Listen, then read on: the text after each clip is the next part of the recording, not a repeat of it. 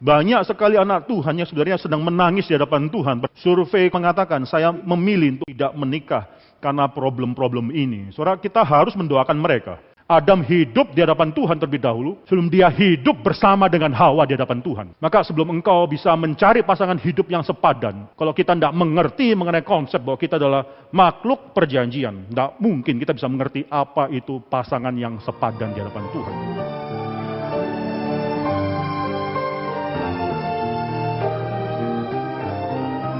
Soal pernikahan adalah satu konsep yang sangat penting sekali.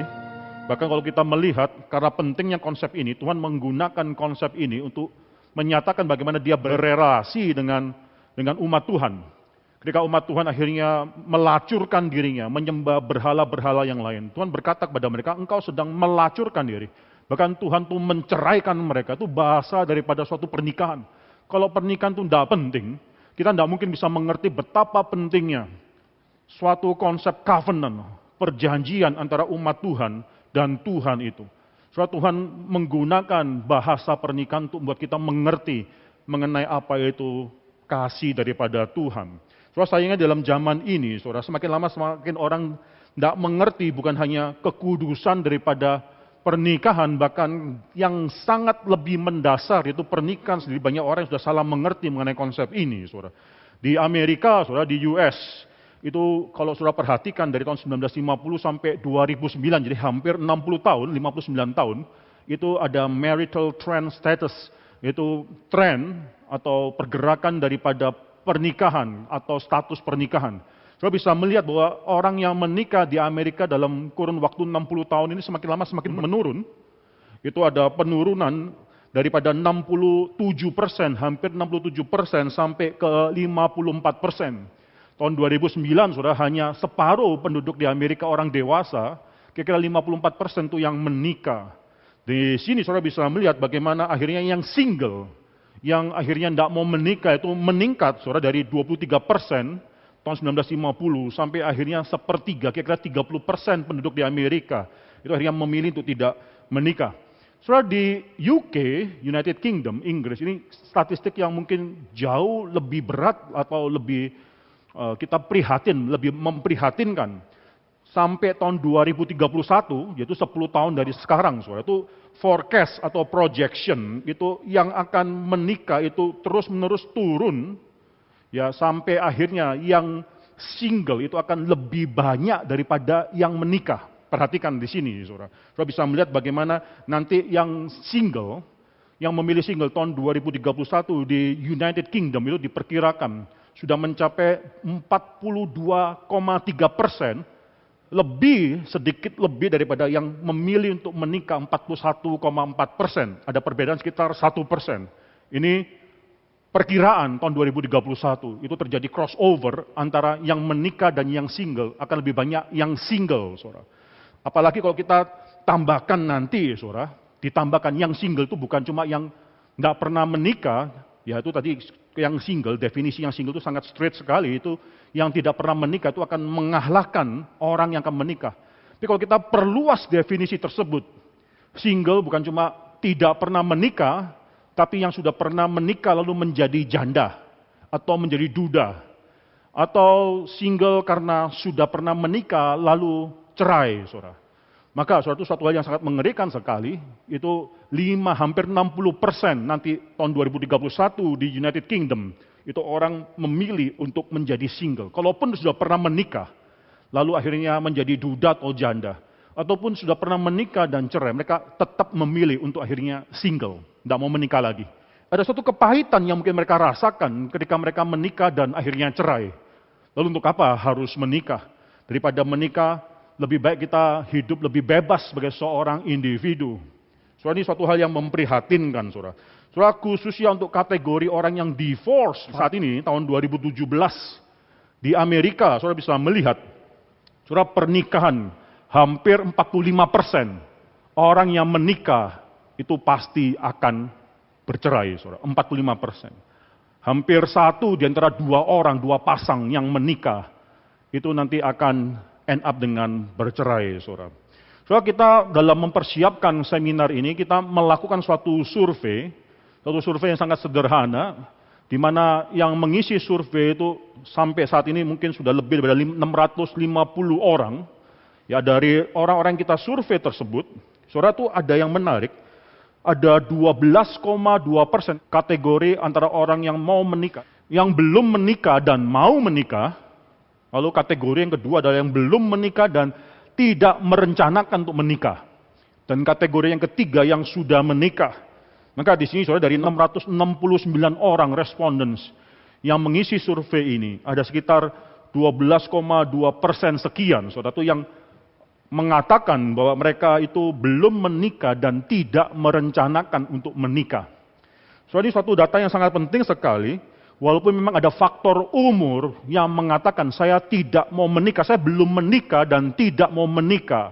Alasannya adalah karena mungkin saya sudah berumur, sudah lebih dari 35 tahun, sudah lebih dari 40 tahun. Tapi kalau saya perhatikan, kita mendetailkan, kita mengambil subset kelompok yang kedua ini, yang belum menikah dan tidak merencanakan menikah. Kita perhatikan kelompok umur mereka, kalau saudara bisa perhatikan data survei yang kedua, maka saudara bisa melihat ada 84 orang, sekitar 12,% daripada 669 orang yang menjawab survei tersebut. Umur 16 sampai umur 23 itu majority, saudara. Bukan masalah umur, mereka sudah memastikan atau menjawab, mengambil keputusan sejak mereka masih remaja, atau mereka duduk di bangku kuliah universitas pada saat ini, yang mengatakan bahwa mereka tidak mau menikah. Ya, ini bukan karena masalah umur, tapi karena mereka justru mengambil keputusan pada saat mereka masih muda. Saudara, umur 16 sampai umur 23 yang menjawab tidak mau menikah di sini itu adalah majority. Sekitar lebih daripada 64%, sekitar 64% orang, 2/3 itu mengatakan mereka tidak mau menikah pada umur yang masih sangat muda sekali. Kalau saya tambahkan lagi umur 24 sampai umur 30 yang mengatakan tidak mau menikah, itu jauh lebih besar, lebih daripada 80% orang mengambil keputusan tidak mau menikah. Justru pada saat mereka masih sangat produktif sekali. Justru pada saat usia pernikahan, saudara, mereka mengambil keputusan tidak mau menikah. Ini suatu hal yang perlu kita pikirkan dan kita cari alasannya mengapa, saudara. Saudara, ada berbagai alasan seseorang memilih untuk tidak menikah, saudara. Itu lebih dari 30% mengatakan bahwa saya tidak mau menikah, alasannya ada karena saya telah melihat atau mengalami hidup pernikahan yang bermasalah. Mungkin dia melihat keluarga dia, orang tua dia yang tidak harmonis, atau dia melihat bagaimana mungkin orang tua mereka cerai, orang tua dia cerai. Saudara, saya pernah mengenal seorang anak remaja yang mengatakan dia tidak mau menikah karena dia tidak melihat bahwa ayahnya itu di rumah adalah seorang ayah yang bekerja. Dia tidak mendapatkan suatu contoh dalam hidup dia mengenai seorang ayah yang akhirnya melindungi keluarga dan menyediakan segala kebutuhan keluarga. Mamanya, ibu yang bekerja, ibu yang capek dari pagi sampai malam bekerja. Lalu dia berpikir, kok demikian, dia seorang wanita, seorang gadis remaja. Dia berpikir, kok demikian untuk apa saya harus menikah? Kalau saya menikah, toh nanti dapat laki-laki seperti demikian, apa gunanya? Bukankah perempuan itu bisa menyediakan juga? Bukankah saya bisa seumur hidup untuk mencukupi diriku juga? Mengapa saya harus menyerahkan diriku kepada seorang laki-laki dan akhirnya laki-laki tersebut tidak bertanggung jawab? Saudara, banyak sekali kalau saudara perhatikan ada orang yang memilih untuk tidak menikah karena, itu saudara lihat ya, 1, 2, 3, 4, alasan yang kelima, memiliki problem seksualitas. Mereka mengatakan bahwa mereka tidak mau nikah karena mereka tertarik dengan sesama jenis. Bagaimana saya bisa menikah di negara ini? Itu suatu pergumulan yang, ini bukan orang yang tidak percaya Tuhan, ini adalah anak Tuhan yang mengaku, ini survei yang kita lakukan secara anonimus, mereka mengaku akhirnya mereka memiliki problem seksualitas. Banyak sekali anak Tuhan yang sebenarnya sedang menangis di hadapan Tuhan berkaitan dengan hal ini. Kita mungkin tidak sadar, tapi kita tahu ada pergumulan macam demikian. Survei kok sudah lihat yang lainnya lagi, mengatakan saya pernah jatuh di dalam dosa seksual. Lalu dia merasakan bahwa karena dia sudah jatuh dalam dosa seksual, tidak selayaknya dia boleh menikah. Tidak seharusnya dia menikah. Mungkin merasa jijik terhadap dirinya sendiri. Dan anak-anak muda ini akhirnya mengatakan, saya memilih untuk tidak menikah karena problem-problem ini. Saudara, kita harus mendoakan mereka. Kita harus sebagai anak Tuhan juga mengerti pergumulan daripada anak-anak muda pada zaman ini. Internet mengakibatkan banyak anak-anak muda pada zaman ini memiliki akses pada pornografi Yang dahulu itu dengan lebih susah didapatkan oleh orang-orang yang lebih tua generasi sebelumnya. Tapi sekarang saudara tinggal pegang handphone, saudara mendapatkan akses kepada pornografi. Banyak sekali orang jatuh dalam dosa seksual karena hal ini, saudara. Saudara, kita harus mendoakan mereka. Saudara, tapi ada satu alasan yang sangat penting sekali yang kita akan lihat. Sekitar 35% di antaranya itu mengatakan, saya bisa puas, lebih bebas hidup sendiri. Ngapain saya harus hidup dengan orang lain? Atau pasangan hidup atau keluarga itu hanya merepotkan saya. Jadi dia mau menikmati kebebasan secara individu, tidak mau mengikatkan diri. Saudara, kelompok ini, jawaban yang kedua dan yang ketiga itu hampir mencapai 45% daripada semua orang yang mengatakan bahwa dia tidak mau menikah. Alasannya apa? Lebih baik hidup sendiri. Saudara, dari mana ide bahwa lebih baik hidup sendiri ini, saudara? Ya, ketika nanti saya tidak ada hasil atau tidak ditampilkan hasil survei di sini, ketika ditanya dari mana engkau tahu bahwa engkau bisa hidup sendiri? Dari mana engkau tahu bahwa engkau bisa hidup tanpa harus menikah? Banyak daripada mereka yang menjawab saya mau hidup sendiri, tidak mau menikah. Akhirnya menjawab, mengakui, saya tidak tahu. Dari mana saya tahu? Dari mana kita bisa tahu bahwa kita akan bisa terus-menerus hidup sendiri di hadapan Tuhan? Saudara, banyak sekali faktor-faktor yang kita bisa pikirkan di sini, saudara. Eric Klinenberg, seorang sosiolog di Amerika, saudara, pernah menuliskan suatu buku Going Solo. Ya, kalau saudara perhatikan atau saudara bisa dapatkan buku itu, saudara bisa baca. Ini adalah research dari seorang sosiolog. Going Solo itu menuju hidup mandiri atau hidup sendiri, Going Solo. Dan dia katakan subtitle daripada buku tersebut adalah The Extraordinary Rise. Suatu peningkatan, rise, meningkatnya secara extraordinary, secara luar biasa. Dan surprising appeal. Suatu ketertarikan yang sangat begitu menarik. Surprising appeal yang sangat begitu mengejutkan daripada hidup sendiri atau living alone. Saudara, dia waktu meriset buku ini, saudara, menulis buku ini sebelumnya tahun 1995 itu dia sedang meriset suatu kejadian yang terjadi di Chicago.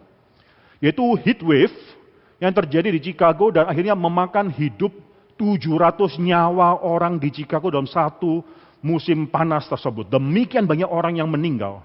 Lalu dia ingin mengetahui apa alasannya dan mengapa mereka meninggal dan seterusnya. Ada 700 orang yang meninggal. Dan dia melihat banyak 700 orang ini yang meninggal karena hidup sendirian. Orang yang sudah sangat tua sekali, hidup dalam apartemen sendirian. Lalu ketika ada heat wave, lalu tidak bisa telepon, tidak ada orang yang dia bisa telepon, tidak bisa minta tolong. Lalu dia mati di apartemen tersebut dan ini menjadi suatu alasan mengapa dia ingin mengetahui apa yang terjadi. Mengapa banyak sekali orang yang akhirnya meninggal sendirian. Tidak ada orang lain di sampingnya. Lalu dia mulai memasuki dan dia mempelajari dan mendapatkan uang untuk mendapatkan atau melakukan research ini, saudara. Dia mengatakan, saudara, tahun 1950 di Amerika, perhatikan. Tahun 1950 di Amerika, itu hanya 4 juta orang yang hidup sendirian. Itu household, rumah tangga yang cuma ada 1 orang di dalamnya. One person household. Rumah tangga dengan 1 orang di dalamnya. Kurang daripada 10% daripada jumlah penduduk Amerika pada saat itu yang 1 household, one person household. Dan kebanyakan ini adalah bukan di kota-kota besar, tapi di western states, seperti misalnya di Alaska, di Montana, ataupun juga di Nevada, yang pada saat itu baru, states baru di western frontier, di mana laki-laki itu memang lebih banyak akhirnya tinggal atau membuka peluang terlebih dahulu masuk dalam state-state tersebut. Frontiers, pioneers, saudara. Tetapi ketika akhirnya dia diwawancara tahun 2012, sekitar 60 tahun kemudian, dia mengatakan sekarang di Amerika lebih daripada 32 juta orang yang memilih untuk hidup sendiri. Bisa katakan itu lebih daripada average 28% daripada seluruh Amerika. Dan ini bukan di state-state yang jauh, ini di kota-kota besar. Bahkan kota besar seperti Seattle, San Francisco, lalu Denver, Philadelphia, DC, Chicago, itu lebih banyak orang yang akhirnya hidup sendiri. Bahkan dia tinggal di Manhattan, dia katakan di Manhattan, di New York City, saudara. Itu 1 di antara 2 household, 50% orang hidup sendiri. Mengapa akhirnya banyak orang yang mau hidup sendiri? Hidup sendiri itu mahal, saudara. Ya di Manhattan apalagi, saudara kalau sewa satu apartemen for yourself, itu 1 bulan mungkin 4.000 US dollar. Dikali berapa itu saudara? Kali 14.000 per US dollar, sekitar 50-60 juta rupiah per bulan cuma untuk sewa apartemen. Saya pernah mengalami hal ini ketika saya menjadi seorang hamba Tuhan, sedang melayani di kota besar di Amerika tahun 2010-an, saudara. Itu pada saat itu orang-orang Indonesia yang datang studi di kota tersebut, itu semua memilih, saya kaget. Kalau saya dulu, zaman dimana saya menjadi murid, saya pasti cari roommate, saudara. Cari roommate supaya apa? Hidup itu bisa lebih murah, ya bagi kos daripada tinggal dalam unit apartemen tersebut. Tapi saya melihat orang-orang tersebut, jemaat yang saya layani tersebut, tidak ada satu pun yang ada roommate. Mereka tinggal di dalam kota tersebut, studio itu tidak ada kamar, itu living room, langsung tempat tidur, tidak ada kamar. Atau maksimal 1 bedroom, mereka memilih tinggal 1 bedroom, 1 kamar apartemen. Itu dengan membayar biaya sekitar 2.500 sampai 3.000 US dollar per bulannya, mereka rela lakukan itu dan mereka tinggal sendirian. Saya pikir kenapa tidak ada roommate? Kenapa tidak cari roommate juga di anggota atau sesama anggota jemaat pada saat itu? Studi sama-sama, share the cost. Mungkin bisa cari 1 apartemen, 1 kamar, atau 2 kamar bagi. Tidak dilakukan. Lebih memilih untuk akhirnya tinggal sendiri. Saudara, ini suatu hal yang sangat menarik sekali. Banyak orang yang merasakan mereka sudah mampu untuk hidup sendiri. Mereka lebih baik hidup sendiri. Mereka lebih bisa bebas untuk hidup sendiri. Tidak apa-apa masalah kos. Yang penting ada freedom, di mana mereka bisa merasakan tidak perlu ada roommate, tidak perlu ada teman hidup.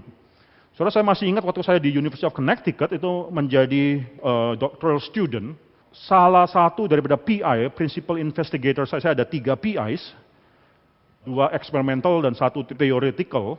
Salah satu daripada PI eksperimental saya, saudara, itu tidak mau punya anak. Mengapa? Karena punya anak itu suatu komitmen jangka panjang yang luar biasa panjangnya.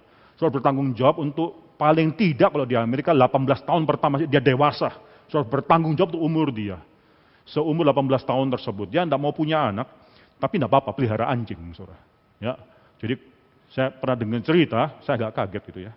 Itu di tengah-tengah dia dan istrinya, di ranjang mereka, itu tengah-tengahnya si dogi tersebut, saudara. Anjing yang setia melayani mereka. Mungkin anjing yang mereka pikir ya 11 tahun lah ya, umur anjing kira-kira 11 tahun, 12 tahun, dan tidak ada beban mental, tidak ada beban moral terhadap memelihara hidup anjing tersebut, saudara. Saudara, komitmen.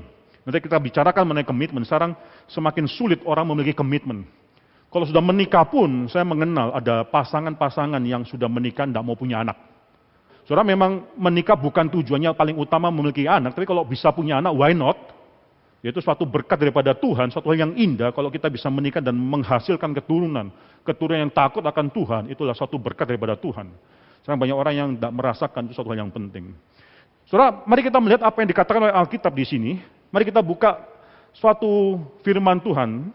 Ada kalimat yang kita sering dengar, saudara, tidak baik kalau manusia itu seorang diri saja, aku akan menjadikan penolong baginya yang sepadan dengan dia. Di mana kalimat itu?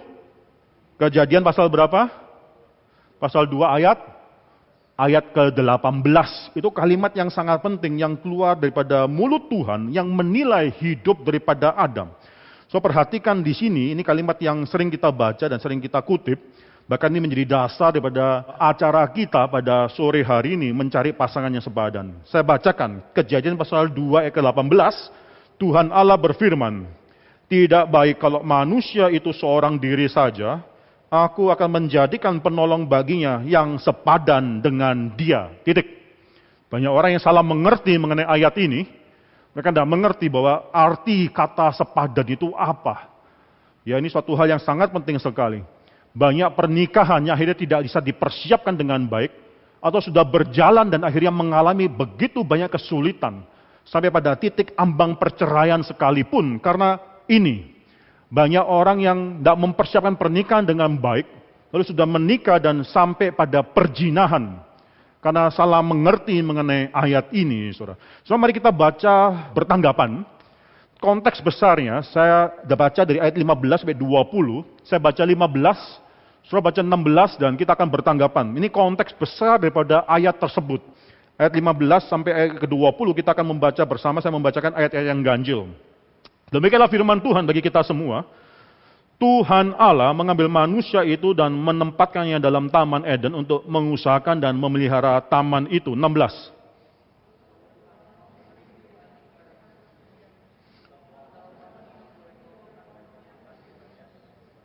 Tetapi pohon pengetahuan tentang yang baik dan yang jahat itu, janganlah kau makan buahnya, sebab pada hari engkau memakannya, pastilah engkau mati.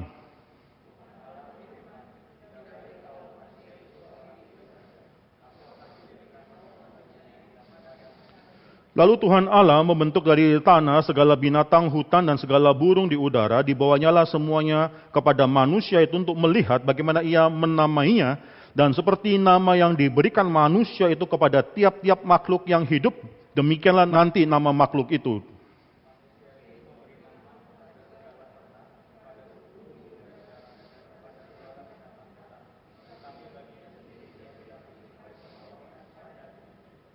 Ini konteks besar daripada ayat 18.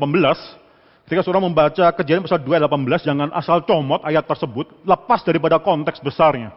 Ini sangat penting sekali, saudara bisa mengerti konteks daripada konteks besar ayat tersebut, saudara bisa mengerti ayat itu dengan lebih baik. Saudara perhatikan di sini, ada satu kalimat yang sangat mengagetkan sekali, tidak baik.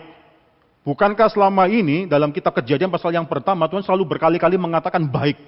Penciptaan itu baik, baik, baik. Mengapa kali ini mengatakan tidak baik?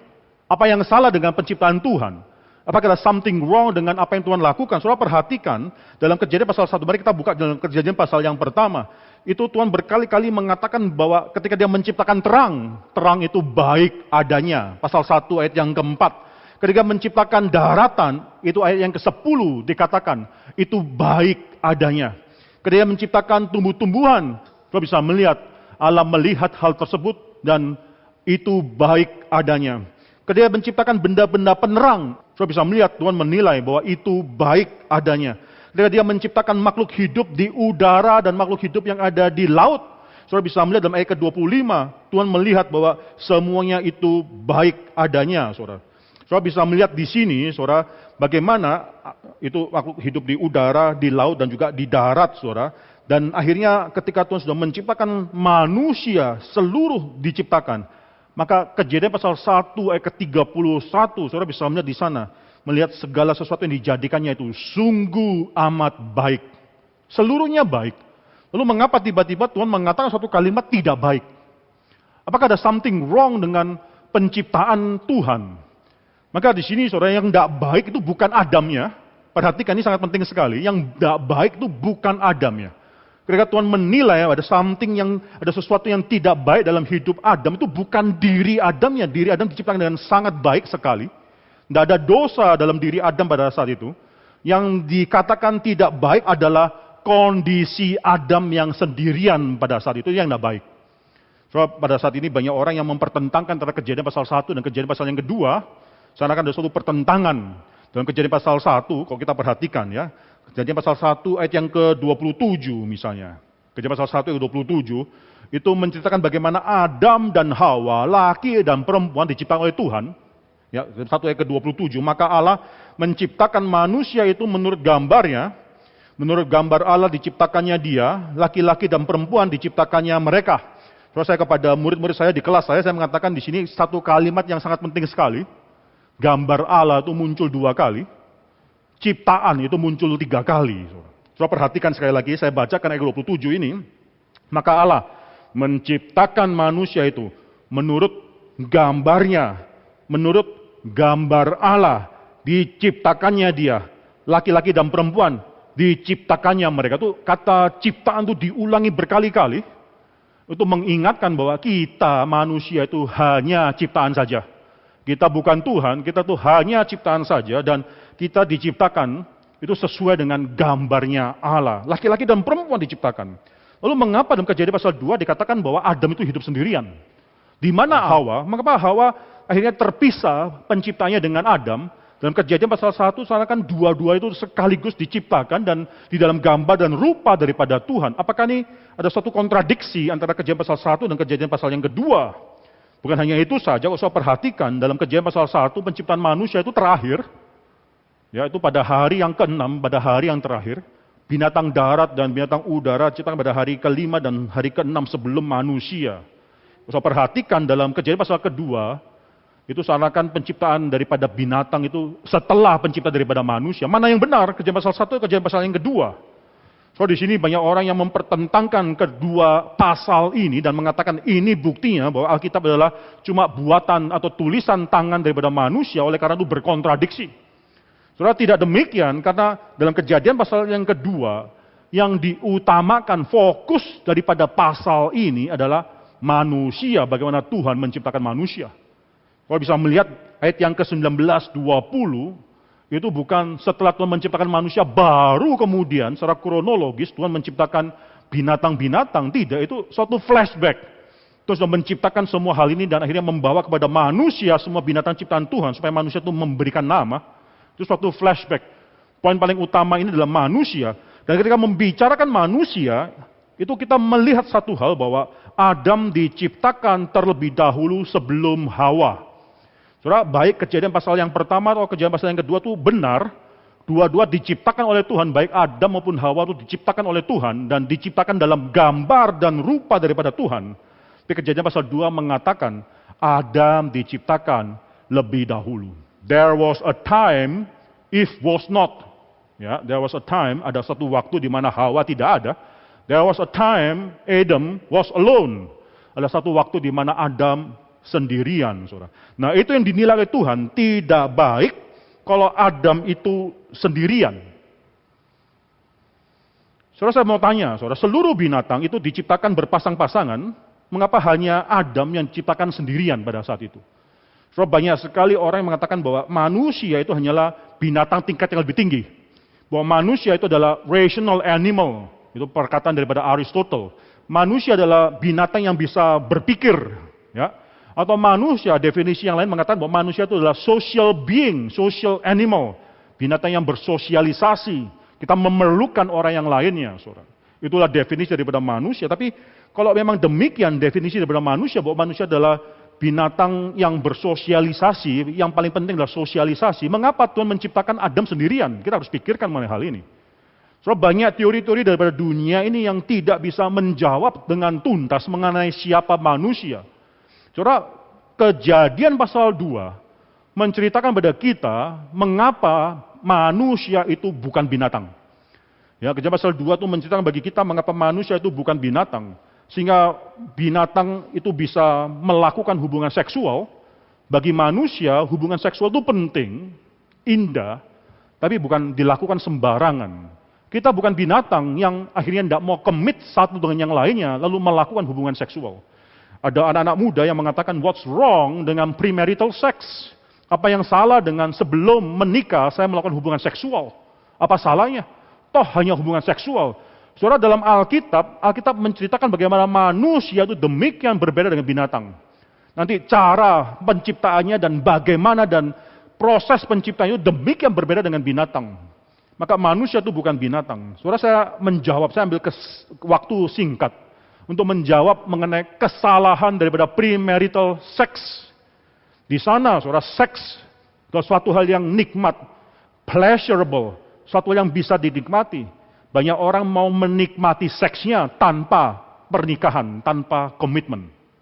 Orang yang membiasakan diri melakukan premarital sex, ketika dia menikah, apa yang menjamin bahwa dia akan setia dengan pasangannya? Dia sudah detach, melepaskan, memutuskan hubungan seksual dan juga suatu komitmen pernikahan. Dia melepaskan kedua hal itu. Maka walaupun dia sudah menikah, tidak ada pemikiran daripada dia itu mengkaitkan hubungan seksual dengan suatu komitmen, tidak ada.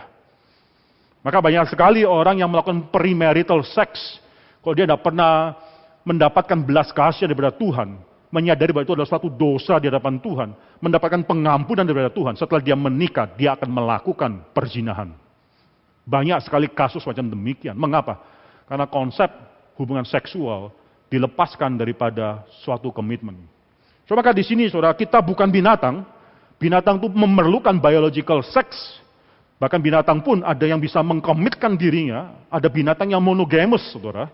Bukan yang poligamus. Banyak sekali binatang yang berhubungan seksual dengan banyak pasangan. Tapi binatang-binatang tertentu ada yang monogamous, yang hanya dengan satu pasangan seumur hidup. Apalagi manusia. So, perhatikan ada dua hal yang sangat berbeda sekali dengan penciptaan manusia. Yang pertama, ayat ke-7. ketika itulah Tuhan Allah membentuk manusia itu dari debu tanah dan menghembuskan nafas hidup ke dalam hidungnya. Demikianlah manusia itu menjadi makhluk yang hidup. So perhatikan di sini Tuhan menghembuskan nafas hidup ke dalam hidungnya. So perhatikan John Murray, saudara pernah mengatakan, ini seorang almarhum, seorang sudah meninggal, dia adalah profesor daripada Systematic Theology di Westminster Theological Seminary. Dia pernah mengatakan, perhatikan, penciptaan manusia itu tidak banyak beda, ada kemiripannya dengan penciptaan binatang. Ya, so perhatikan ayat ke-7, Tuhan Allah membentuk manusia dari debu tanah. Ya, kau perhatikan dalam ayat ke-19, Tuhan Allah membentuk dari tanah segala binatang hutan dan segala burung di udara. Memang ada perbedaan debu tanah dan tanah, tapi saya rasa itu bukan suatu perbedaan yang esensial. Secara prinsip, baik manusia maupun binatang, tubuh kita ini dibentuk daripada debu tanah. Maka John Murray mengatakan, jangan heran kalau kita melihat ada persamaan antara manusia dan binatang. Jangan heran kalau ada persamaan-persamaan tersebut. Mengapa? Karena dibentuk dari elemen yang sama, dari debu tanah. Tapi ada satu hal yang demikian berbeda. Manusia itu diberikan suatu hembusan nafas daripada Tuhan. Itu tidak pernah diberikan kepada binatang. Sampai di sini apa artinya hembusan nafas tersebut? Banyak orang yang juga salah mengerti mengenai hal ini dan mengatakan bahwa hembusan nafas itu membuat manusia itu hidup di makhluk yang hidup. Bukankah itu yang dikatakan oleh Alkitab dalam Kejadian pasal 2 ayat ke-7? Ya, manusia menerima hembusan nafas tersebut sehingga manusia menjadi makhluk yang biologis, yang hidup, animate being. So, saya rasa bukan cuma hidup itu yang dimaksudkan oleh Alkitab, karena binatang juga menjadi makhluk yang hidup tanpa hembusan nafas daripada Tuhan. Binatang juga menjadi makhluk yang hidup. Lalu apa maksudnya makhluk yang hidup ini? Ini penting, yang akan saya katakan penting. Saudara mengerti hal ini, saudara mengerti konteks daripada apa yang dituliskan oleh Kejadian pasal 2:18. Makhluk hidup di sini adalah makhluk hidup bukan secara biologis, animate. Itu binatang pun tidak perlu hembusan nafas daripada Tuhan menjadi makhluk yang hidup. Makhluk hidup di sini adalah makhluk hidup di hadapan Tuhan, menjalani hubungan dengan Tuhan, menjadi makhluk covenant, saudara, atau makhluk perjanjian. Hanya manusia saja yang jadi makhluk perjanjian. Binatang tidak demikian. Binatang tidak perlu disadarkan bahwa ada Tuhan penciptanya. Binatang tidak perlu disadarkan bahwa dia dituntut untuk harus taat kepada Tuhan. Hanya manusia satu-satunya makhluk ciptaan yang mengerti ada Tuhan di atasnya, ada ciptaan di bawahnya, dan dia adalah makhluk covenant di hadapan Tuhan. So, mari kita mengerti konsep macam demikian, bahwa kita adalah manusia perjanjian. Kalau kita adalah manusia perjanjian, itu yang paling penting. Sebelum Adam mendapatkan pasangan yang sepadan dengan dia pernah hidup sendirian supaya dia mengerti bahwa dia adalah makhluk perjanjian. Dia harus sadar dia hidup coram deo di hadapan Tuhan. Sebelum Anda, kita semua mendapatkan pasangan hidup, sudah sadarkah kita hidup di hadapan Tuhan? Itu pasangan hidup, itu nomor 2. Relasi kita kepada Tuhan selalu nomor 1, saudara. Mengapa? Karena kita adalah makhluk perjanjian di hadapan Tuhan. Adam hidup di hadapan Tuhan terlebih dahulu, sebelum dia hidup bersama dengan Hawa di hadapan Tuhan. Maka sebelum engkau bisa mencari pasangan hidup yang sepadan, kalau kita tidak mengerti mengenai konsep bahwa kita adalah makhluk perjanjian, tidak mungkin kita bisa mengerti apa itu pasangan yang sepadan di hadapan Tuhan. Ini konsep yang pertama, saya harus garis bawahi di sini. Saudara, membuat akhirnya kita, orang anak Tuhan, itu memiliki tension dalam hidup kita. Mengerti bahwa kita adalah makhluk perjanjian, memberikan tension dalam hidup kita. Di satu pihak kita tahu bahwa Tuhan itu yang paling penting, bahwa bukan pasangan hidup kita yang penting, bahwa Tuhan itu yang paling penting, karena kita hidup di hadapan Tuhan. Di lain pihak, perkataan daripada Tuhan, tidak baik kalau manusia itu hidup sendiri. Ada kerinduan kita untuk mendapatkan pasangan hidup. Ada kemauan kita, tapi kita di sini ada satu tension. Saya menjalin hubungan dengan Tuhan itu sebagai sesuatu yang paling mendasar, yang paling penting. And yet Tuhan juga mengatakan, bukan cuma hubungan dengan Tuhan yang penting, tapi manusia itu, Adam itu harus mendapatkan seorang penolong yang sepadan dalam hidup dia. Tension, saudara. Maka di sini, saudara, kalau kita menjadi orang yang sangat lama menunggu pasangan hidup, itu jangan kecewa, ya, karena kita dilatih untuk akhirnya The Lordship of Christ, ketuhanan Kristus menjadi satu yang sangat-sangat penting dalam hidup kita. Tuhan mau menggunakan waktu itu, di mana kita menantikan, kita mendoakan, kita mengharapkan, kita beriman, bahwa Tuhan pun akhirnya akan memberikan pasangan hidup dalam hidup kita. Pasangan hidup yang sepadan. Tuhan tidak menjanjikan pasangan hidup yang tinggi, 180 cm ke atas. Tuhan tidak menjanjikan pasangan hidup yang kaya. Tuhan tidak menjanjikan pasangan hidup yang akhirnya pandai berbicara dan seterusnya. Tuhan menjanjikan pasangan hidup yang sepadan. Dan menarik sekali, dalam Alkitab di sini, sebelum Adam sadar bahwa dia memerlukan pasangan hidup, Tuhan sudah katakan, Adam perlu pasangan hidup. Perhatikan ya, ayat yang ke-20, manusia itu memberi nama kepada segala ternak, kepada burung-burung di udara dan kepada segala binatang hutan, tetapi baginya sendiri ia tidak menjumpai penolong yang sepadan dengan dia. Dia mencari. Adam mencari dan dia di antara seluruh binatang yang dia kasih nama, dia tidak menjumpai seorang penolong yang sepadan dengan dia. Tapi sebelum Adam mengenal kondisi hidupnya pada saat itu, Allah sudah tahu apa yang Adam perlukan. Kita langsung teringat dengan doa Bapa kami.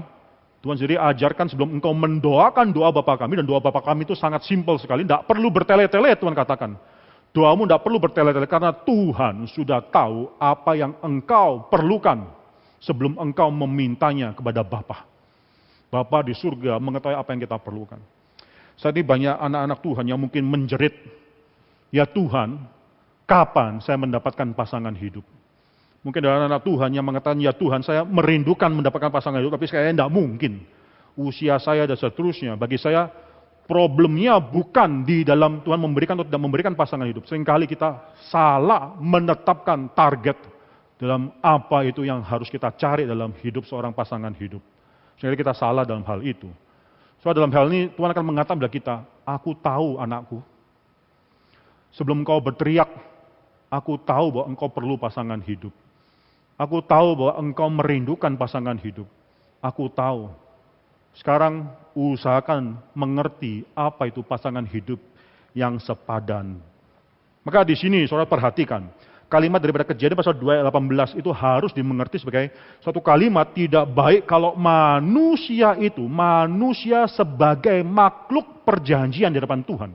Tidak baik kalau makhluk perjanjian itu seorang diri saja. Saudara mengerti kalimat itu dengan cara demikian. Tidak baik kalau Adam sebagai makhluk perjanjian di hadapan Tuhan itu sendirian. Tidak baik kalau engkau semua sebagai makhluk perjanjian di hadapan Tuhan itu sendirian. Tuhan tidak mau. Tuhan ingin engkau mendapatkan pasangan hidup. Bukan karena engkau kesepian. Ini bukan problem of loneliness. Ya, Kejadian pasal 2 ayat 18 itu bukan Adam sedang merasakan sendirian, kesepian. Tidak, tapi Adam sebagai makhluk perjanjian, makhluk covenant di hadapan Tuhan, tidak baik kalau dia sendirian.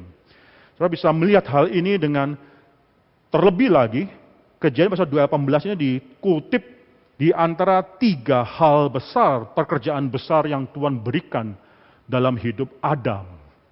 Perhatikan, yang pertama, ya, ayat yang ke-15, ya, 18 itu dikutip daripada 3 pekerjaan besar yang Tuhan berikan kepada Adam. Yang pertama adalah ayat yang ke-15, Tuhan Allah mengambil manusia itu dan menempatkannya dalam Taman Eden untuk mengusahakan dan memelihara taman itu. Ada suatu perintah daripada Tuhan bahwa Adam itu harus bisa memelihara dan mengusahakan taman atau ciptaan daripada Tuhan itu. Itu tugas Adam yang pertama. Yang kedua adalah dari ayat yang ke-19, ayat yang ke-20, Tuhan menciptakan seluruh binatang, baik itu ternak, burung di udara, dibawanya semua kepada manusia untuk melihat bagaimana ia menamainya semua binatang tersebut. Ini adalah tugas daripada Adam untuk menjadi raja atas segala ciptaan. Itu menamai, itu memberikan nama dalam konsep daripada perjanjian lama itu berkuasa, menunjukkan kuasa yang lebih daripada orang atau makhluk yang mendapatkan nama tersebut. Ya, di sini Adam diminta untuk memberikan nama pada semua makhluk. Itu tugas Adam menjadi raja atas seluruh ciptaan Tuhan, wakil Tuhan, memerintah seluruh ciptaan daripada Tuhan. Tugas yang ketiga, saudara, ada di dalam ayat yang ke-16 dan 17. Saudara, di sini dikatakan, lalu Tuhan Allah memberikan perintah ini kepada manusia, semua pohon dalam taman ini boleh kau makan buahnya dengan bebas, tetapi pohon pengetahuan tentang yang baik dan yang jahat itu, janganlah kau makan buahnya, sebab pada hari engkau memakannya, pastilah engkau mati. Tugas Adam sebagai covenant being, makhluk perjanjian untuk taat kepada Tuhan. 3 tugas ini, saudara. Jadi 3 tugas ini tiba-tiba ayat 18 muncul. Ya, ini semua mengapit ayat ke-18. Ayat 18 mengatakan, tidak baik kalau manusia itu atau makhluk perjanjian itu seorang diri saja. Aku akan menjadikan penolong bagi yang sepadan dengan dia. Banyak orang ketika membaca ayat ini hanya mementingkan kata pertama, bukan kata yang kedua. Ketika ditanya, saudara, siapa yang ingin memiliki pasangan hidup? Itu banyak sekali yang mengatakan yang sudah menikah atau yang menginginkan pasangan hidup pada saat yang belum menikah dan menginginkan. Banyak yang mengatakan saya menginginkan orang-orang yang bisa mengerti saya, yang bisa menemani saya, yang mungkin memiliki hobi yang sama dengan saya. Itu semua addressing problem kata yang pertama daripada Kejadian pasal 2 ayat 18. Saya merasa lonely kalau sendirian. Saya perlu orang lain. Saya perlu ada pasangan hidup yang menemani saya seumur hidup. Saya tidak mau hidup sendirian. Itu basically mereka mencoba mengerti ayat ke-18 pasal kedua Kejadian dari kalimat yang pertama saja. Tidak baik kalau saya ini hidup seorang diri saja. Mereka tidak memikirkan mengenai apa itu covenant being. Mereka tidak memikirkan mengenai apa itu makhluk perjanjian. Tapi khususnya mereka tidak memikirkan kalimat selanjutnya.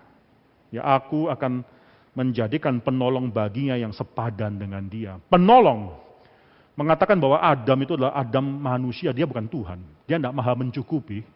Dia perlu orang lain untuk akhirnya bisa melakukan sesuatu. Orang yang perlu ditolong adalah orang yang sedang melakukan sesuatu. Ya, kalau orang tidak melakukan sesuatu tidak perlu ditolong. Ya, dalam kita melakukan sesuatu, Adam dalam melakukan sesuatu, Adam perlu ada orang yang menolong dia. Mengatakan bahwa dia sedang melakukan sesuatu. Kedua, dalam melakukan sesuatu, dia bukanlah orang yang cukup pada dirinya sendiri. Dia perlu orang lain. Apa yang Adam lakukan, yaitu 3 hal tadi. Menjalankan perintah Tuhan sebagai wakil daripada Tuhan. Untuk akhirnya mengusahakan dan melihara ciptaan. Untuk akhirnya menjadi raja atas ciptaan. Akhirnya untuk melakukan ketaatan di hadapan Tuhan. Dalam semua hal tersebut, dia perlu seorang penolong. Maka daripada itu, saudara, saya mengajak kita, anak-anak muda di tempat ini maupun yang mendengarkan di Zoom, untuk mengetahui satu hal. Sebelum kita bicara mengenai pasangan hidup, sudah tahu belum mengenai panggilan hidup? Kita mempersiapkan pasangan hidup yang sesuai dengan panggilan Tuhan bagi kita. Kalau tidak, saudara, hidup kita tidak mungkin itu bisa baik. Kalau kita tidak mengerti mengenai panggilan Tuhan di hadapan kita, apa yang harus kita lakukan dalam hidup kita sulit mempersiapkan hidup pernikahan di hadapan Tuhan. Karena hidup pernikahan, 2 orang disatukan oleh Tuhan untuk mengerjakan panggilan dalam hidup mereka. Itu pasangan yang sepadan, saudara. So, jangan pikir bahwa pasangan sepadan adalah orang yang tinggi, orang yang ganteng, orang yang suka bisa membuat saya bahagia. Banyak sekali alasan-alasan itu pada akhirnya itu berubah dalam hidupnya. Mengapa banyak orang setelah umur 40 ke atas, setelah menikah 20 tahun, lalu akhirnya menyeleweng? Karena pasangannya sudah tidak seramping dulu. Dulu ramping, sekarang mungkin sudah melahirkan anak, bapak atau anak juga akhirnya tubuh berubah.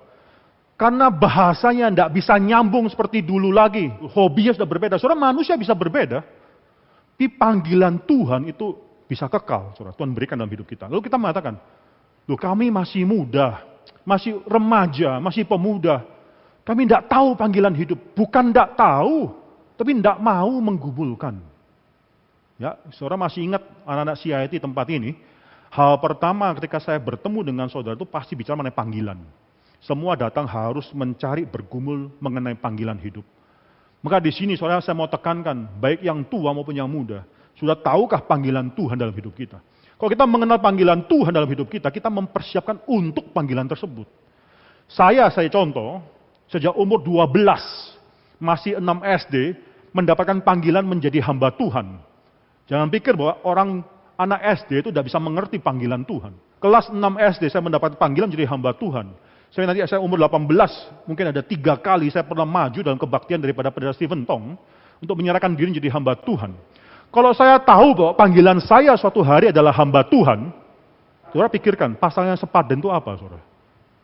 Yang bisa menemani saya dalam menjalankan panggilan itu, bukan? Nggak mungkin saya menjadi hamba Tuhan, lalu pasangan hidup saya itu suka beli tas mahal, Louis Vuitton, ya, lalu Hermes, macam-macam, saudara. Ya bangkrut saya. Dan bukan cuma bangkrut saja, jemaat akan melihat ini semu pendeta yang macam apa kayak demikian.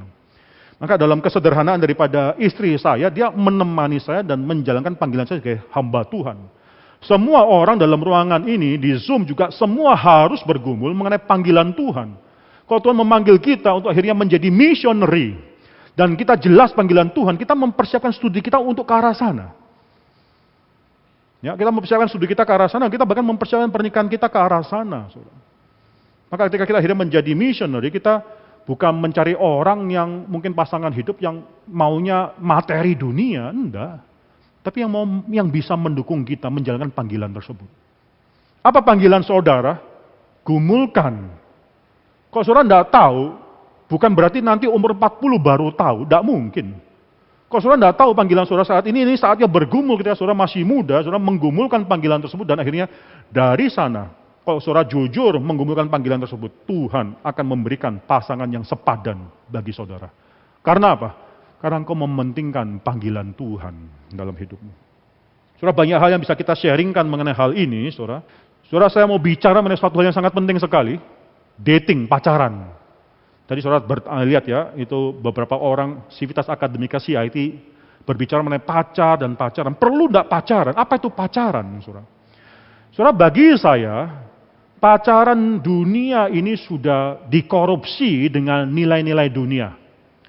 Jarang ada orang yang memikirkan apa konsep daripada Alkitab mengenai menjalankan atau menjalani hubungan. Jarang orang memikirkan hal itu, tapi banyak orang yang memikir, ya penting saya cari orang yang saya naksir. Ya, dalam konsep dating, berpacaran, itu tidak ada komitmen. Dalam konsep dating tidak ada masalah komitmen. Saya coba lihat-lihat dulu, saya cocok atau tidak, coba kita lihat, kita jalan, kita melihat apakah kita cocok. Kalau cocok ya kita akhirnya baru lebih serius dan seterusnya. Saya nggak ada salahnya, dalam mengenal itu nggak ada salahnya. Tapi pacaran orang dunia itu bukan goalnya pernikahan. Goalnya adalah coba-coba, apakah cocok untuk pernikahan suatu hari. Bahkan di Amerika, soalnya ini menjadi di dunia barat, ini satu hal yang lebih ekstrim lagi, untuk mengetahui apakah cocok, ya sudah hidup satu atap, kumpul kebo, cocok enggak hidup satu atap, coba dulu. Atau kemudian ada suatu hal yang lebih kasihan lagi, prihatin lagi adalah coba-coba hubungan seksual terlebih dahulu, premarital sex, mencoba kecocokan. Mau dibawa sejauh mana hal ini, saudara? So perhatikan, Alkitab sangat berbeda sekali konsep pacaran dengan dunia ini. Saya mau mengusulkan satu terms yang penting, yaitu courtship, bukan dating, saudara. Courtship, bukan dating. So nanti saya akan membahas courtship dalam dua aspek, mengapa yang membedakan courtship ini dengan dating. Tapi perhatikan, di dalam Alkitab, coba kita buka, saudara. Matius pasal yang pertama, ayat yang ke-19. Saudara bisa melihat, di sana saya bacakan, karena Yusuf suaminya seorang yang tulus hati dan tidak mau mencemarkan nama istrinya. Belum menikah, saudara. Ini masih menjalan hubungan, kalau konteks kita pada saat ini mungkin tunangan lah ya, sudah bertunangan. Tapi orang zaman ini, bahkan tunangan dalam dunia modern pada zaman itu terlalu rendah. Di dalam Alkitab nanti kita akan lihat ayat yang lain, tunangan kita itu adalah istri kita. Maka saudara perhatikan di sini, saudara, dia tidak mau mencemarkan nama istrinya di muka umum, maka ia bermaksud menceraikannya dengan diam-diam. Maka ada suatu hal yang dia pikirkan, bagaimana dia harus menceraikan tunangannya sendiri. Jadi demikian serius hubungan daripada Maria dan Yusuf, saya rasa tidak ada di sini orang yang memikirkan, jika mau putus dengan pacarnya, yuk pakai surat cerai, tidak ada. Bahkan kalau sudah bertunangan tukar cincin, kalau mau putus apa yang saudara lakukan, kita lakukan biasanya?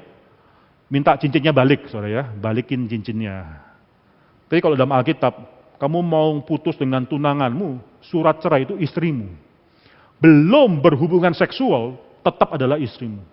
So, demikian seriusnya ketika Alkitab membicarakan bagaimana kita mempersiapkan pernikahan. Saudara, kita coba lihat lagi, Ulangan pasal yang ke-22, saudara. Ulangan pasal yang ke-22, ya saya bacakan beberapa ayat. Perhatikan ayat ke-22, dan seterusnya akan bacakan bagi saudara. Apabila seorang kedapatan tidur dengan seorang perempuan yang bersuami, jadi orang perempuan ini sudah bersuami, ya, maka haruslah keduanya dibunuh mati, laki-laki yang telah tidur dengan perempuan itu dan perempuan itu juga. Demikianlah harus kau hapuskan yang jahat itu dari antara orang Israel. Ini ayat yang ke-22 itu bicara dengan seorang perempuan yang sudah menjadi istri daripada suami atau laki-laki lain. Dan sekarang kedapatan berzina kedua orang tersebut. Kedua orang tersebut harus dihukum mati. Ayat ke-23. Apabila ada seorang gadis yang masih perawan, belum menikah, ini dikatakan gadis yang masih perawan dan yang sudah bertunangan. Ya, dia adalah orang perawan tapi yang sudah bertunangan. Jika seorang laki-laki bertemu dengan dia dan di kota dan tidur dengan dia, maka haruslah mereka keduanya kamu bawa keluar ke pintu gerbang kota dan kamu lempari dengan batu sehingga mati. Gadis itu, karena walaupun di kota ia tidak berteriak-teriak, maksudnya dia mau menikmati, dia tidak merasa ini bukan perkosaan, dia juga mau, sama-sama mau, dia tidak berteriak karena dia diperkosa pada saat itu, enggak. Jadi gadis itu karena walaupun di kota ia tidak berteriak-teriak, dan laki-laki itu karena ia telah memperkosa istri sesamanya manusia. Itu gadis perawan, adalah tunangan daripada laki-laki lain, itu dikatakan sebagai istri daripada sesama orang. Demikian serius Alkitab berkata, momen sebelum pernikahan, sedemikian seriusnya sehingga orang yang memperkosa gadis tersebut, itu harus dihukum mati karena dia sudah memperkosa istri orang lain. Siapa di sini yang menganggap bahwa pacar kita, tunangan kita sudah adalah istri kita? Saya rasa jarang pengertian ini muncul dalam diri anak-anak Tuhan pada saat ini. Kita mencontoh cara dunia, bukan lagi cara Alkitab dalam mempersiapkan pernikahan. Dalam orang dunia, coba-coba kalau saya cocok, baru kita terusin tunangan. Tunangan pun bisa putus. Saudara, dalam survei, banyak orang mengatakan bahwa pacar itu adalah calon suami atau istri, tapi separuhnya mengatakan bahwa pacaran itu adalah waktu dalam mempersiapkan pernikahan. Dating and courtship, saya mau ngajak kita, semua anak-anak Tuhan, untuk memikirkan satu yang penting, courtship bukan dating.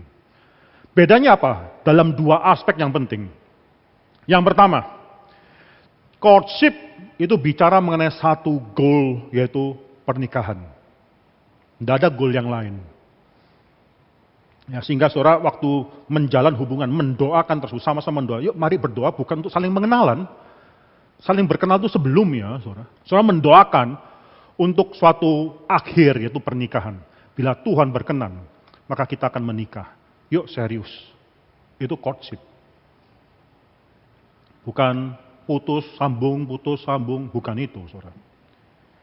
Itu goal membedakan. Yang kedua, saudara, perbedaan yang sangat berbeda sekali adalah suara atau roles daripada orang lain di dalam melihat mempersiapkan pernikahan saudara. Banyak orang yang mengatakan bahwa orang tua itu sudah nggak zamannya lah kita melibatkan orang tua dalam kita merencanakan pernikahan. Saya kalau mau mencari pasangan hidup, saya cari pasangan hidup yang saya nilai cocok dengan diri saya. Seakan-akan hidup orang tua yang sudah membesarkan kita tuh tidak ada suaranya di sini. Bahkan ada orang-orang yang akhirnya menjalani hubungan pacaran mereka, berelasi dengan orang lain tuh di belakang pengetahuan daripada orang tuanya. So ini bukan masalah boleh, tidak boleh, sudah waktunya pacaran atau tidak, bukan masalah itu. Masalah apakah orang tua berhak mengatakan dalam hidup anak tersebut bahwa orang ini baik, orang itu tidak baik. Atau mungkin orang tua bahkan memiliki hak untuk memperkenalkan orang lain dalam hidup anak tersebut. So, mengapa kita akhirnya tidak bisa percaya kepada keputusan daripada orang tua? Mengapa kita merasa kita memiliki suara lebih besar dalam mencari pasangan hidup kita, sedangkan orang tua kita tidak kenal kita? So, courtship melibatkan keluarga. Bahkan keluarga yang lebih besar lagi itu keluarga di gereja. Itu kita mendengarkan suara mereka, masukan mereka. Mereka mungkin yang mengenal diri kita, mereka mungkin guru sekolah minggu kita yang melihat kita dari kecil dan bertumbuh. Mereka mungkin yang melihat orang yang lainnya dan mereka merasakan mungkin orang ini dan orang ini mungkin sesuai dan harus mendoakan bagaimana mereka adalah pasangan yang dipersiapkan oleh Tuhan. Banyak orang yang tidak merasakan bahkan perlu mencari pasangan hidup di dalam lingkup daripada gereja atau orang yang mereka kenal. Bahkan mereka mencari daripada lingkup di luar gereja. Banyak sekali alasan, saya mau pool saya lebih besar. Kok di gereja pool saya kecil? Perlu ada mungkin retret antar cabang, saudara ya. Ya, minta kalau dalam sinode Geri semua cabang yang jomblo-jomblo itu biar kalau poolnya kecil ya sekarang perbesar pool, saudara ya. Perbesar pool antar cabang kita retret. Kesuksesan daripada retret itu adalah setiap tahun orang yang mendaftar makin lama makin turun, saudara ya. Kalau setiap kali makin naik ya tidak sukses retret tersebut, saudara ya. Itu jomblonya terus bertambah bukannya berkurang. Saudara di sini, saudara, saya percaya satu hal. Gereja adalah tempat di mana kita sudah dipersiapkan oleh Tuhan untuk melihat siapa anak Tuhan. Yang bukan cuma seiman dengan saya, seiman itu penting. Ya. Tapi bahkan lebih daripada sedoktrin, satu prinsip ibadah, satu kehendak untuk bisa melayani tempat yang sama itu semua penting. Saudara. Jangan pikir bahwa hidup pelayanan, hidup ibadah itu suatu hal yang sekunder, hidup pernikahan lebih penting. Saya di Geri Karawaci, saya mengatakan bahwa maaf, saya tidak menikahkan orang yang tidak satu anggota gereja. Tidak harus di Geri Karawaci, tapi paling tidak dalam satu sinode Geri. Mengapa? Karena kalau masalah ibadah di mana saja tidak bisa diselesaikan. Tidak usah bicara mengenai pernikahan. Engkau akan kesulitan bicara mengenai tempat ibadah saja. Ya, saudara perhatikan di sini ketika kita mempersiapkan pasangan hidup itu sekarang tidak cukup untuk mengatakan bahwa kita seiman saja. Atau kalau dalam dunia modern pada saat ini bahkan harus mengatakan harus berlawanan jenis ya sekarang ya. Berlawanan jenis, seiman, bahkan sedoktrin itu sangat penting sekali. Saudara. Ya ini adalah di mana kita melihat fungsi pada komunitas di dalam mempersiapkan, sama-sama mempersiapkan suatu pernikahan daripada anak Tuhan. Saudara, ketika saya ditanya apakah ini adalah sesi seminar hanya untuk anak-anak remaja dan pemuda saja, saya katakan tidak. Silakan orang tua yang sudah punya anak atau yang akan Tuhan berikan anak-anak rohani yang dibimbing oleh dia untuk ikut acara ini, untuk mengetahui bagaimana mempersiapkan hidup pernikahan anak-anaknya. Soalnya kita tidak main-main, kita berkata terserah kamu yang cari itu tanggung jawabmu. Enggak. Kalau kita mengasihi anak kita bisa berkata kepada Tuhan, Tuhan pakailah saya supaya saya bisa dipakai oleh Tuhan dalam mempersiapkan pernikahan anak-anakku satu persatu di hadapan Tuhan. Soal courtship demikian berbeda dengan dating. Courtship itu melibatkan komunitas. Bahkan yang paling kecil, komunitas keluarga. Yang lebih besar lagi adalah komunitas daripada keluarga Tuhan. Ini bukan masalah cuma saya suka sama kamu, tapi bagaimana orang menilai. Ada orang yang mengatakan, saya perlu masa pacaran supaya saya bisa mengenal dia. Saudara, mengenal itu tidak perlu hubungan terlalu eksklusif, menurut saya. Mengenal itu bisa daripada orang sudah memperhatikan sejak belasan tahun sebelum kita siap menikah. Mengenal bisa daripada satu keluarga, mengenal keluarga yang lain. Mengenal bisa daripada keluarga Tuhan saling memperhatikan. Mengenal itu bukan masalah my own atau my knowledge, my experience, but everybody else experience, the community's experience terhadap orang yang mungkin saya gumulkan tersebut. Saya mendoakan banyak sekali pergumulan daripada anak-anak Tuhan. Ada orang-orang yang saya tidak sempat membahas lebih lanjut lagi, banyak sekali kesalahan-kesalahan pikiran dan seterusnya. Tapi ada orang-orang yang mengatakan saya mau hidup seumur hidup sendirian, singleness. Tapi ketika coba dikeluarkan suatu survei, hasil survei, saya sengaja tanya, seberapa penting hidup seksualitas bagi engkau? So perhatikan di sini, saudara, ini adalah rata-rata weighted average, saudara, di sini orang yang menjawab dirata-ratakan di sini. Saudara lihat bar yang pertama. Itu belum menikah dan merencanakan menikah, itu 4,1 kira-kira. Kelompok yang kedua, itu mengatakan belum menikah dan tidak merencanakan menikah. Bagi mereka, kepentingan atau hubungan seks, itu mungkin mendapatkan nilai 3,2. Sudah menikah, itu hampir 4. Secara keseluruhan, itu hampir 4, saudara. Saudara, saya perhatikan satu hal yang di sini. Banyak orang yang mengatakan kelompok yang kedua, saya bicara mengenai kelompok yang kedua, sorry. Yang belum menikah dan mengatakan tidak mau menikah, banyak orang yang mengatakan saya tidak mau menikah tapi akan bergumul dengan hidup seksual di sini. Karena ternyata bagi mereka hidup seks itu cukup penting, lumayan penting. Angka skor 3 lebih ke atas. Yaitu bukan skornya yang tidak mau menikah mengatakan tidak penting seksual, itu cuma 1, atau 0, bahkan 0, 1 yang paling rendah kalau saya nggak salah. Soalnya mereka mengatakan bahwa hidup seksual itu satu hal yang penting. Soalnya hidup seksual bukanlah satu hal yang jijik di hadapan Tuhan, itu satu hal yang sangat indah. Tuhan mempersiapkan hidup seksual dalam konteks dan adalah satu pernikahan. Setelah Tuhan memberikan Hawa kepada Adam, di sana dikatakan bahwa mereka telanjang, tapi mereka tidak merasa malu.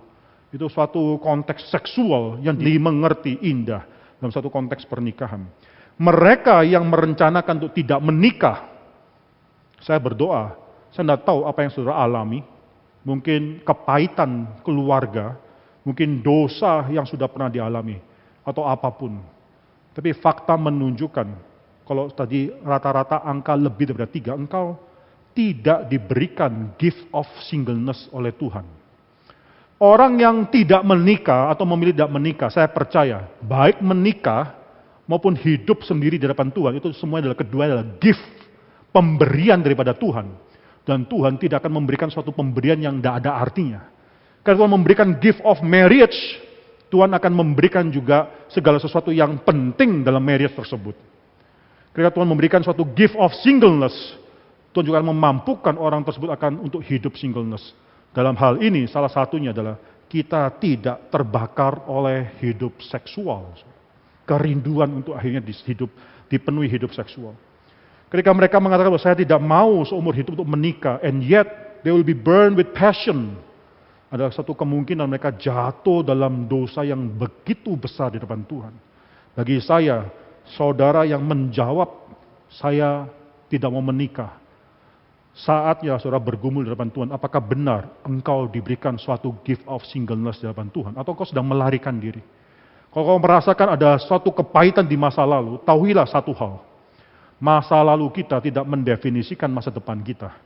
Ada belas kasihan, ada kasih daripada Tuhan, ada kekudusan daripada Tuhan yang bisa meliputi atau memenuhi kita semua. Sehingga kita merasakan apa yang indah yang Tuhan sudah berikan bagi kita. Soalnya kiranya firman Tuhan dalam seminar ini itu semakin mempersiapkan kita dalam mempersiapkan hidup pernikahan.